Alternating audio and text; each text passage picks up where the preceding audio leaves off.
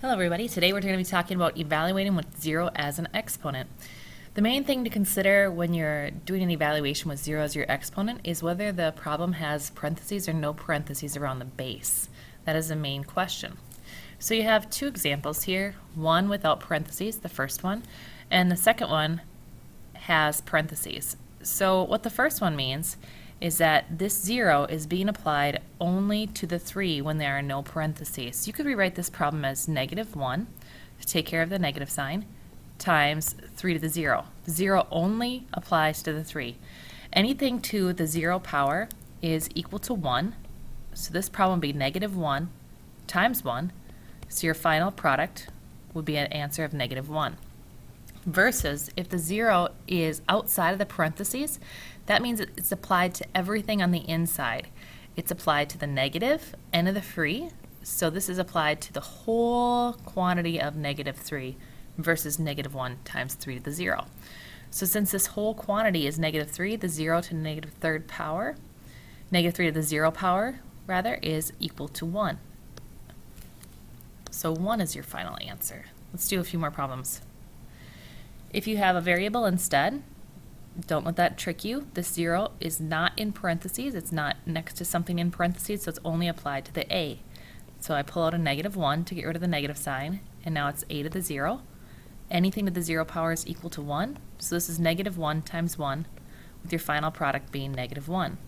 Versus a 0 on the outside of the parenthesis, that means it's applied to everything on the inside, so this whole quantity of -a is to the 0.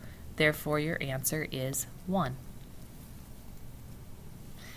I have 3 examples here, 16 to the 0. Anything raised to the 0 power, the product is 1. A positive 1, you don't need to write the positive sign if you don't want to. You can just write a 1. -16 to the 0 would be a -1 times 16 to the 0. So your answer is -1 times, again, anything to the 0 power is equal to 1. So this answer is -1.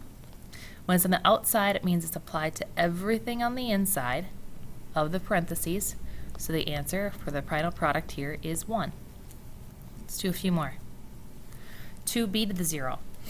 Now I'm trying to get a little more tricky here. This 0 is again only applied to the b because the 2b is not in parentheses. So I just write down the 2 times b to the 0, and that's the commutative property of multiplication. Then I evaluate what 2 times anything to the 0 power is equal to 1. So 2 times 1, and your final product is 2. In this case, everything on the inside is applied to that 0 exponent. So I have a -3 to the 0 and a z to the 0. So you could think of it like this.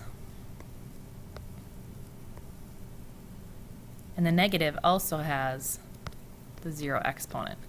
So it'd be 1 times 1 times 1, or the whole thing is applied, so your final answer is 1. The last problem, I need to rewrite this as this 0 is only going to the c. So it'd be -16 times c to the 0, or -16 times 1, my final product being -16. In this case, again, the 0 only applies to the one it's raised to, so it's only b to the 0. The 0 is not to the 3rd or to the a, so I keep the 3, I keep the a, b to the 0 is equal to 1, so I could rewrite this as 3 times a times 1.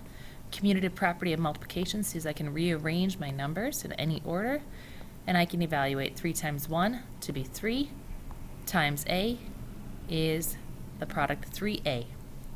And in this case, I have a negative on the outside of the parentheses. The 0 only applies to everything on the inside.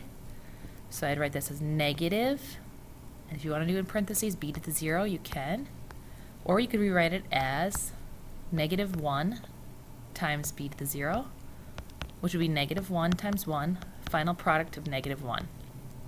In this case, the 0 only applies to the d because not everything's in parentheses. So it's -8 times d to the 0 is equal to 1. -8 times 1 is -8. I hope you'd enjoyed this mini tutorial.